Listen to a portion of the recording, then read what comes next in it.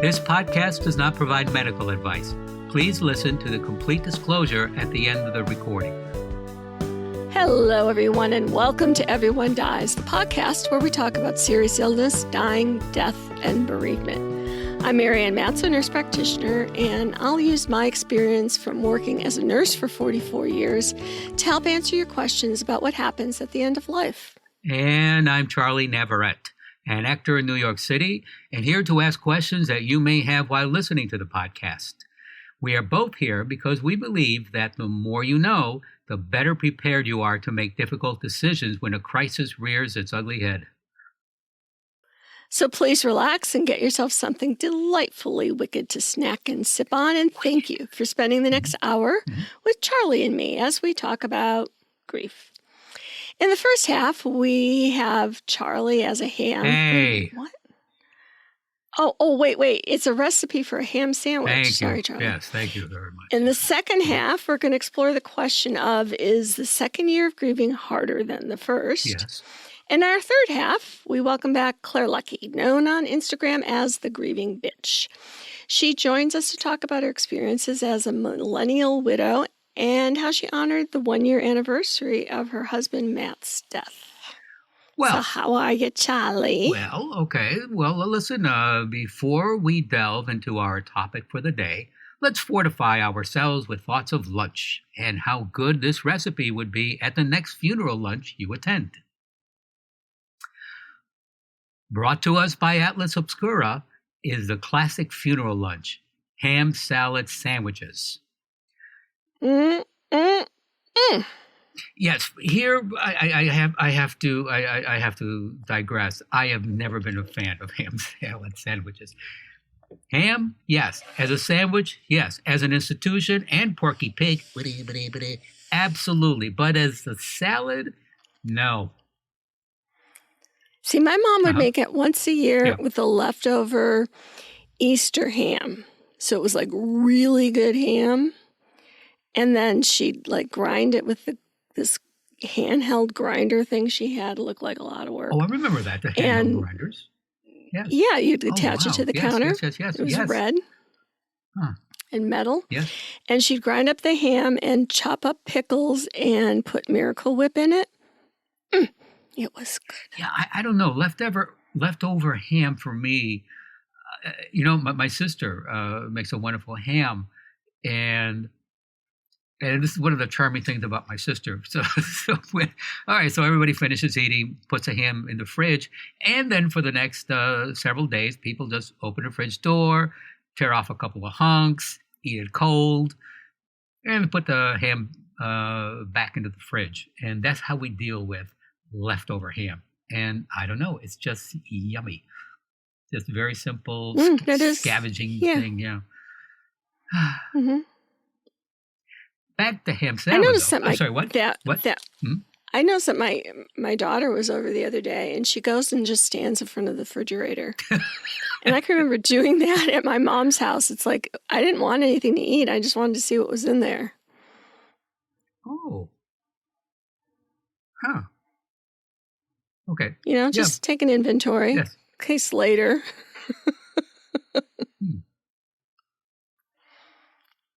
But anyway, ham salad. Yes. So ham salad. Now, this is brought to us by Atlas Obscura, the classic funeral lunch ham salad sandwiches in the United States, upper Midwest, Mid-Atlantic, and Southeast regions, ham, and sometimes bologna. But ham salad, bologna salad has played several roles. Cheap, Depression-era meal, handy hack to use leftover baked ham, and comforting funeral food. In each case, the dish's chief selling point has been its affordability and convenience. Home cooks simply ground up ham or ring bologna, then add mayonnaise and pickle relish. Some recipes might incorporate hard-boiled eggs, celery, onions, and Dijon mustard, but many cooks stand by the delicious simplicity of the 3-ingredient version. The savory, creamy result would be slapped between white bread or spread on biscuit crackers. In the mid-20th century, the ham salad sandwich held a prominent place on the table at post-funeral luncheons. Some Americans recall eating it only at these events. In thinking back to any number of post-funeral lunches I've attended, one woman from Pennsylvania wrote, "One constant is that there are always ham salad sandwiches." She needs to get out more. And yet, rather than develop ominous associations with the porcine spread, those who grew up eating it, even in this context, seem to remember the comfort food with nostalgia. Joan Didion, in her book, The Year of Magical Thinking, writes about the first year following her husband's death. In it, she says, "Grief, when it comes, is nothing like we expect it to be. Grief has no distance. Grief comes in waves, paroxysms, sudden apprehensions that weaken the knees and blind the eyes and obliterate the dailiness of life. Virtually everyone who has ever experienced grief mentions this phenomena of waves. Grief turns out to be a place none of us know until we reach it. We anticipate, we know that someone close to us could die, but we do not look beyond the few days or weeks that immediately follow such an imagined death. We misconstrue the nature of even those few days or weeks. We might expect, if the death is sudden, to feel shock. We do not expect the shock to be obliterative, dislocating to both body and mind. We might expect that we will be prostrate, inconsolable, crazy with loss. We do not expect to be literally crazy, cool customers who believe that their husband is about to return and need his shoes. In a version of grief, we imagine the motto will be healing. A certain forward movement will prevail. The worst days will be the earliest days. We imagine that the moment to most severely test us will be the funeral, after which this hypothetical healing will take place. When we anticipate the funeral, we wonder about failing to get through it, rise to the occasion, exhibit the strength that invariably gets mentioned as the correct response to death. We anticipate needing to steel ourselves for the moment. Will I be able to greet people? Will I be able to leave the scene? Will I be able even to get dressed that day? We have no way of knowing that this will not be the issue. We have no way of knowing that the funeral itself will be anodyne, a kind of narcotic regression in which we are wrapped in the care of others and the gravity and meaning of the occasion. Nor can we know ahead of the fact, and here lies the heart of the difference between grief and as we imagine it, and grief as it is, the unending absence that follows, the void, the very opposite of meaning, the relentless succession of moments during which we will confront the experience of meaninglessness itself.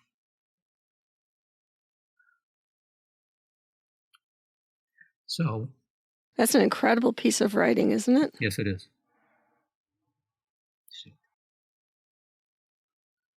Yes, it is. Ham salad sandwiches aside, you will find recipes and additional resources for this program on our webpage. We hope you will follow us on Facebook and Instagram, and remember to rate and review this podcast. We have a link in our show notes that makes rating our podcast easy. As a licensed nonprofit organization, we are dependent on your kindness and always appreciate your tax-deductible donations. Many of you have reached out and said that the podcast has helped you to better understand the process of dying. So please go to our webpage to donate so that we can continue to provide quality shows about serious illness, dying, death, bereavement. As we just heard regarding grief, you take a lickin' and you keep on ticking. Find us at www.everyonedies.org. That's every, the number one, dies.org. Marianne? Thank you, Charlie. Sometimes the first anniversary of a death is one of peace when we realize that we managed to survive the worst year of our life. But then we wake up to the second year and find a whole other set of challenges to meet. The conventional wisdom is that the first year of grieving a death is the hardest. A lot's been written about the natural process of grief, and people who are grieving are advised to stay active and to talk about their feelings regarding the death of their loved one. Sometimes the first death anniversary is one of peace, when we realize that we managed to survive the first year of our life. But then we wake up to the second year and find a whole other set of challenges to meet. The conventional wisdom is that the first year of grieving a death is the hardest. A lot has been written about the natural process of grief, and people who are grieving are advised to stay active and to talk about their feelings regarding the death of their loved one. The first year following the death, there is a focus to understand and explain the loss and come to terms with the void that's created by the absence of the deceased. Meeting the markers of the first, such as holidays, anniversaries, and birthdays, take up a lot of our attention and sadness, together with the false belief that getting over these hurdles will lead to an easier acceptance of the loss. In the second year of grief, you no longer have the shock to cushion the blow. The reality hits home and you're forced to confront some very intense emotions. The first year is often a blur and it can be hard to remember what happened. This is because our brains are designed to protect us from pain. When we experience something traumatic, our brains go into survival mode and release hormones that help us to cope. As the shock fades, we're left to deal with the pain. The reality of the situation sets in, and it can come as a second wave of shock. It's important to handle these feelings and try not to suppress them. A lot of people feel guilty or shame that they are still handling the grief, but it can take a long time to fully come to terms with grief. The second wave of shock can also be triggered by anniversaries or other events that remind us of the death. These reminders can be very painful and can cause us to relive the trauma all over again. It's important to be prepared for these triggers and to have a plan in place for how you're going to deal with them. Another reason that death can feel more traumatic in the second year is that many people realize that it's finally time to maybe start letting go. But little is discussed of the second year, when the griever begins to assume a new identity that reflects the new circumstances of life. The second year experience surprises us in that our loved ones will always be present, yet somehow not present. You may increasingly become aware of the difference between the world that is now and the world that was. In the second year, we may start to think about what our lives will be like without the person who died. If it was a partner, we might start thinking about moving on. If it was a parent, we might have stopped having the urge to reach out and catch up. Processing these feelings can be incredibly difficult. It's normal to feel guilty about moving on and letting go. We might feel like we're betraying the person who died. We might also feel like we're not respecting their memory by moving forward with our lives. It's important to remember that grief is not a linear process. Just because you're standing and starting to think about letting go, it doesn't mean that you've forgotten the person who's died. Do you think that the person would want you to be happy? If you think that's true, then that's where you start to rebuild your life, is from that point forward. Sadness can seep into being and emerges when there is nothing to do except live with the loss. It's about resignation and invites you to turn attention inward, to take stock, and to adjust. Over time, the sadness becomes a continuous bass beat to the day-to-day song of your life. Grief can stir up some complex emotions. In the second year, you might find that the sadness is replaced by anger. This can be very confusing and frustrating. You might feel like you're not allowed to be angry because it's been too long since the death. You might also be angry at yourself for leaving things unsaid or for not acting in a way that you're proud of. For example, it's common for people to feel angry toward their parents after they've died if there's been any sort of childhood trauma that they haven't dealt with. You might feel anger toward yourself for not spending enough time with your grandparents before they died. Remember that there are no right or wrong emotions when it comes to grief. All the emotions you feel are valid, but you need to be prepared to deal with them so that you don't hurt people around you. Also, time can take on a different meaning. Like I said, grief's not linear, but life goes on in a linear way. So for many of us, grieving the death of a loved one, the second year forces us to face the harshness of loneliness because the social support of others fades. In the first year, the grief is obvious and raw and ugly. And if we're going to get support and attention, it's going to come in that first year. But year 2 is just as hard, but in some ways it's lonelier. In that first year, people check on us, sometimes constantly. They call, they text, they bring food, they plan weekends, and excuse and may even support shuffling around in your pajamas and crying each day as you deal and wait for that black, hollow feeling to lift. In the second year, you may feel abandoned to living the continued reality of a new and unfamiliar life. You're now among the walking wounded because you are mostly without outward signs of trauma. If you've regained or lost your weight, the estate's settled, the tears are more easily stifled. But we are still under an equal, if not a different strain. I was talking to a woman who had one of those picture frames, those electric picture frames, Charlie, that runs on a little disc that has all your pictures. Oh, right, all the so pictures, all your right, pictures right, are constantly cycling through. And she noticed in her second year of grieving that there were no more new pictures. And it was that brought the reality kind of really front and center for her. Right. Because they were always a very active couple. There were always new pictures that were added. But it had been a whole new year, and it was just the same pictures over and over and over again. The 1-year anniversary of death is not a benchmark for being healed. It's merely the day after day 364, followed by 366, 367, and so on. If you were anticipating relief at the 1-year mark, it's really a false target that suggests to others and even to ourselves that we must be out of the woods and so less in need of continued support.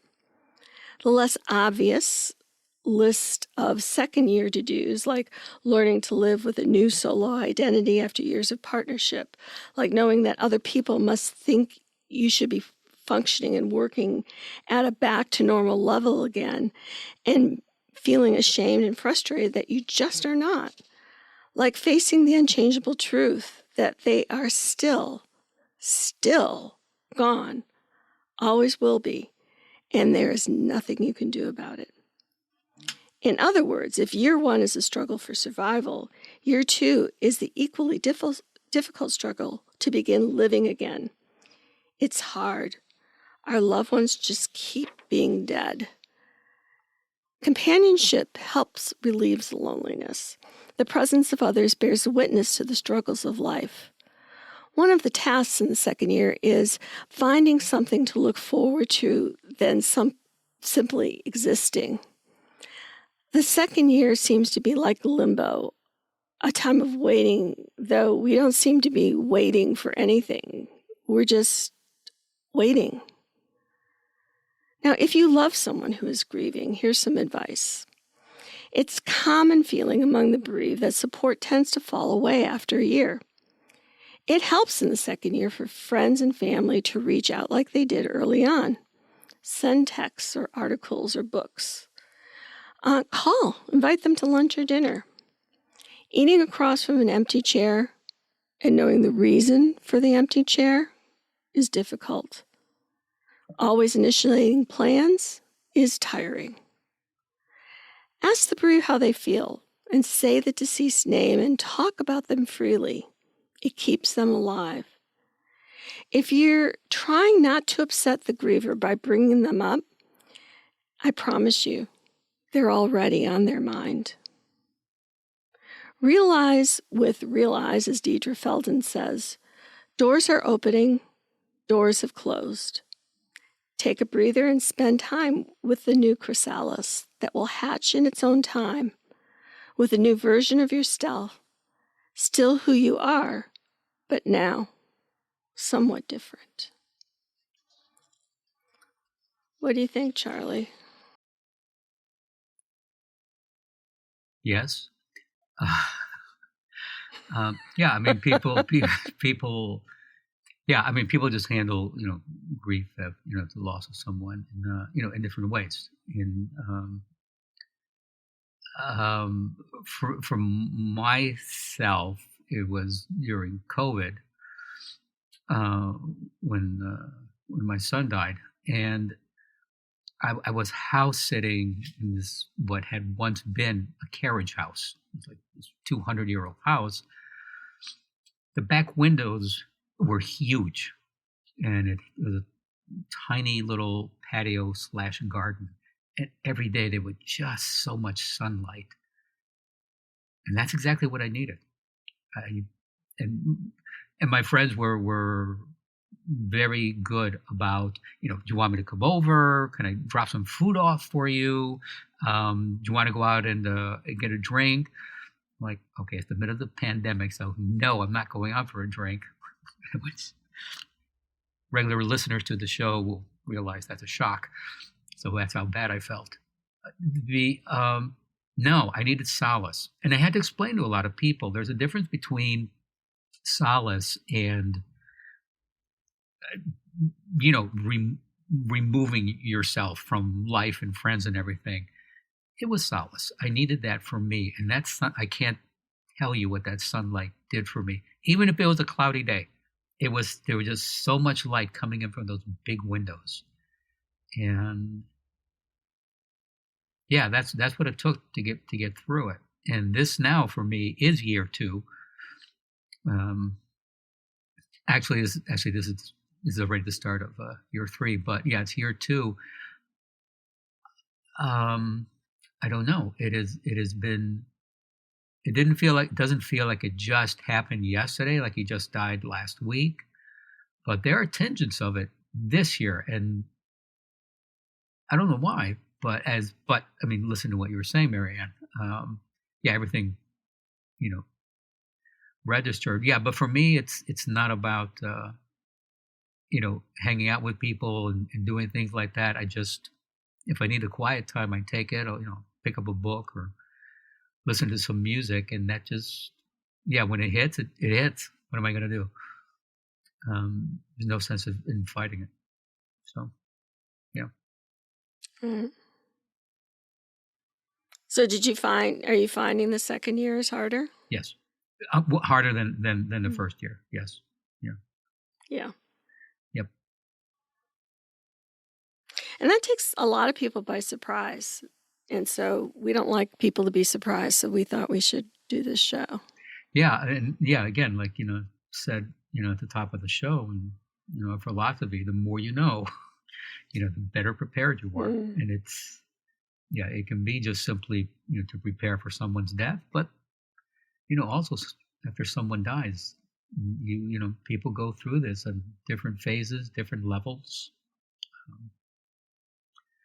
So yeah, it's not cut and dry. No. No. It's not. No. So, in our third half, Claire Lucky, who goes under the name Grieving Bitch on Instagram, is part of the Everyone Dies correspondent team. At age 32 and only 5 months after her marriage, her husband was diagnosed with stage 4 glioblastoma, which is brain cancer, in February 2020. And Claire was Matt's caregiver until his death in June of 2021. Claire is sharing her grief journey and life challenges as a 34-year-old widow living in New York City with Everyone Dies in her regular bi-monthly third half segment. Hello, and welcome to our third half of Everyone Dies, where we talk with Claire Lucky, our resident and Instagram grieving bitch. Hi, Claire. Hi, Marianne. Hi, Everyone Dies. Listen, it's great to have you back, and we've just been talking about the of what you can expect in the second year of grieving. And I know that you've just sort of passed your first year and wanted to talk with you if you had any thoughts or fears or what you're finding as you're embarking on your second year of grief since Matt's death. I think for me, I have put up a lot of emotional walls and tried to, I guess, heal or plan in a structured manner as best as I could. And I think that's my personality, is to try to project manage something or do so many things in order to solve a problem. Like when Matt was dealing with his brain cancer and I was his caregiver, I was going from, okay, what do I need to do from a medication standpoint? What do I need to do from a doctor's standpoint? And trying to solve a problem. And I think the issue that I'm having with grief is there's not an equation. It's not, you can only do so many hours of yoga in a day or so many like exercises. And what I'm finding in the second year is I'm in a way becoming resistant to certain things. Like I just went for a 2-hour walk and I still kind of feel shitty. So now I'm like, all right, well, it's almost like I have to go deeper and find new ways of coping with his death. So you learn certain things in the first year, and sort of as I'm hearing you say, as time goes on, that those might have helped then, but maybe not as effective in the second year? Yeah.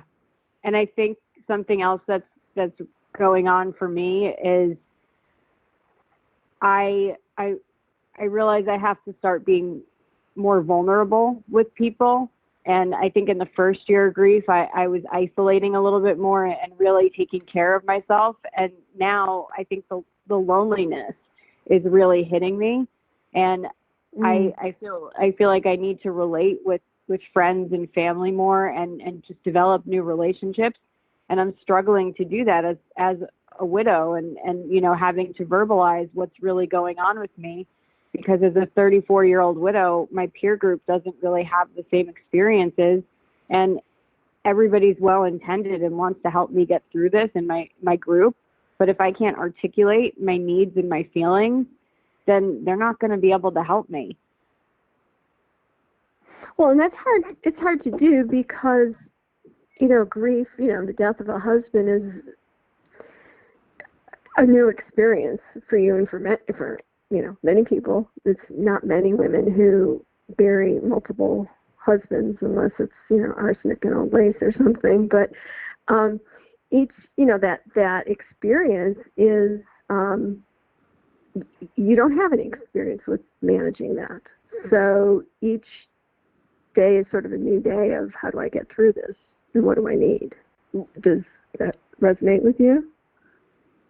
Yeah, it's still how do I get through this day?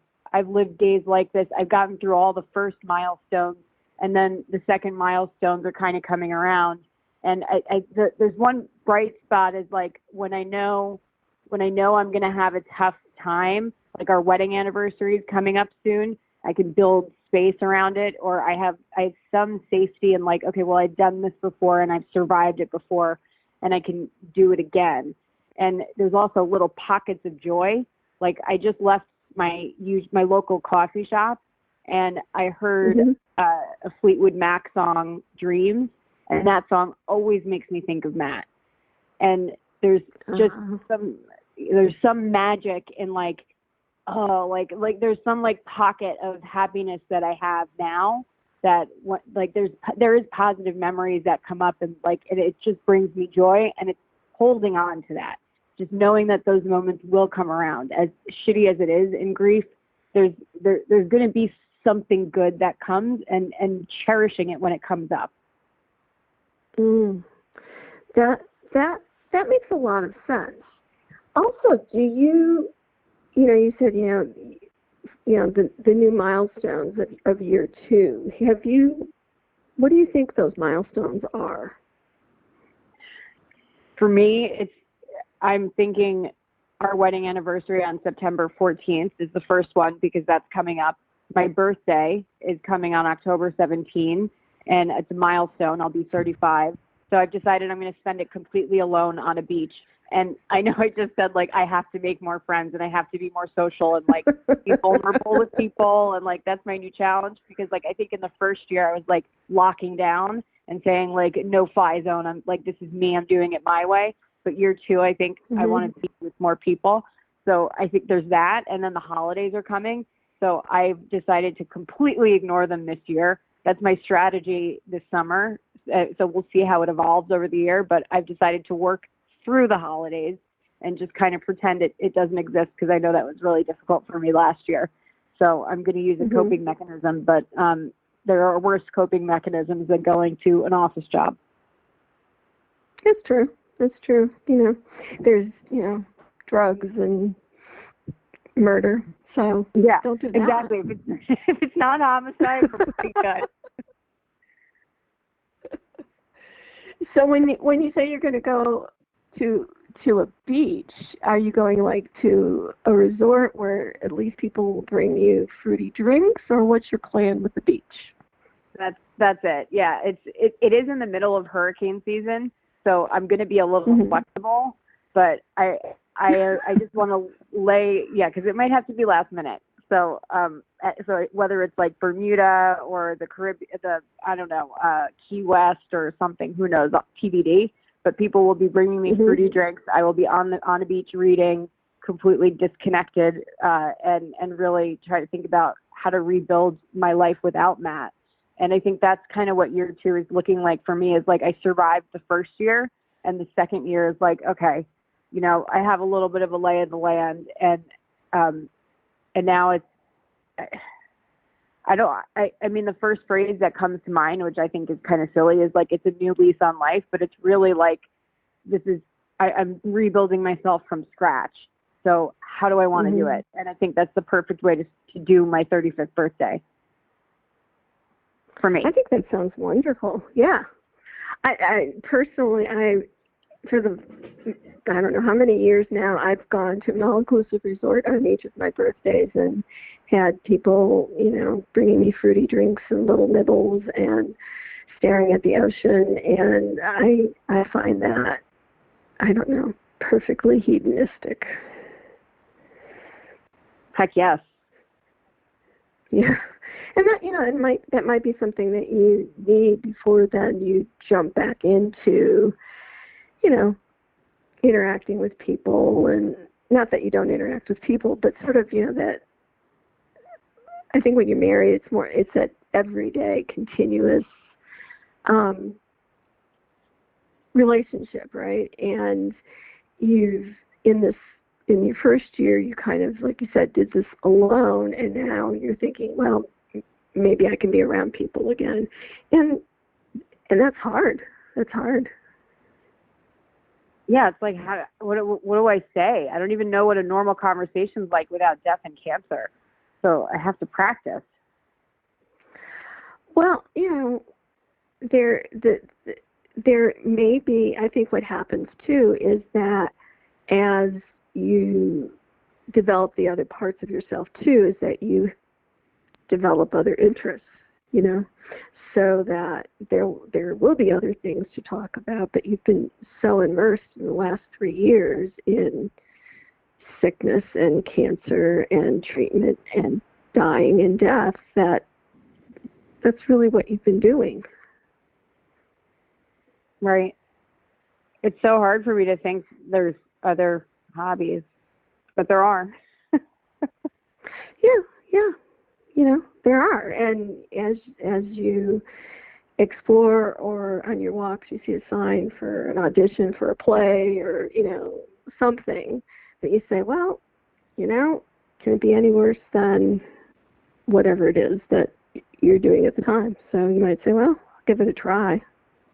Maybe that's a good message for the second year of grief is give it a try.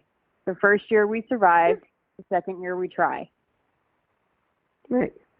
And not all of them will be successful, but, there'll be great stories afterwards, like, well, I gave this a try, and let me tell you what happened, and we're right there with you, because that's part of the life experience. Is we go through loss and we go through grief, and we say, okay, how do I keep putting one foot in front of the other, and be true to myself and true to my values, and move on. And it's it's not for sissies, Miss Claire, at all.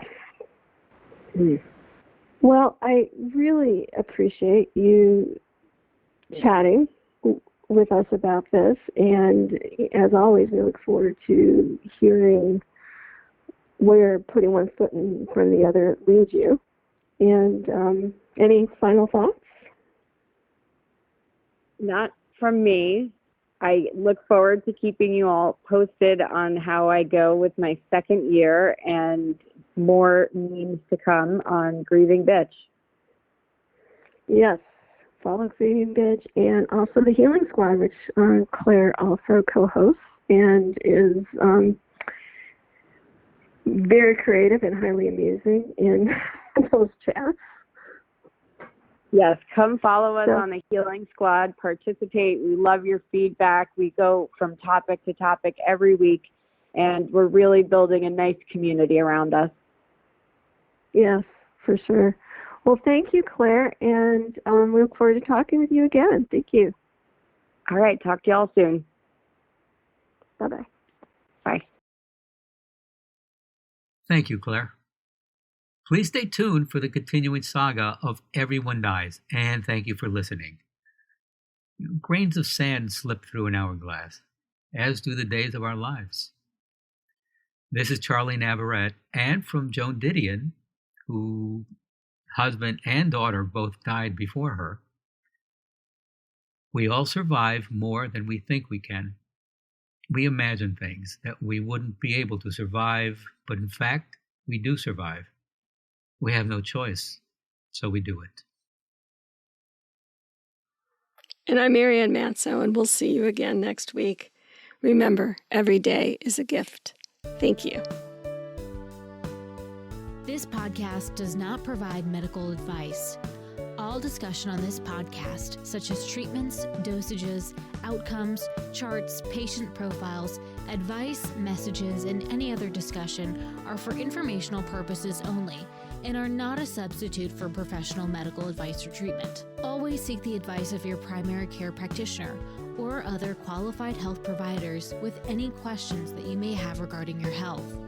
Never disregard professional medical advice or delay in seeking it because of something you have heard from this podcast. If you think you may have a medical emergency, call your doctor or 911 immediately. Everyone Dies does not recommend or endorse any specific tests, practitioners, products, procedures, opinions, or other information that may be mentioned in this podcast. Reliance on any information provided in this podcast by persons appearing on this podcast at the invitation of Everyone Dies or by other members is solely at your own risk.